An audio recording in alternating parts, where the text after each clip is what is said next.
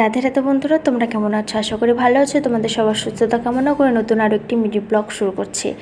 দেখো, আমি ড্রয়িং করতে বসে গেছি। আর আমি ছোটোবেলা থেকে ড্রয়িং করতে খুব ভালোবাসি, খুব ভালোবাসি। হয়তো সেই রকম খুব ভালোটা পারি না, কিন্তু আমি আমার মতো করে চেষ্টা করি। সবাই তো সবার মতো হয় না, না?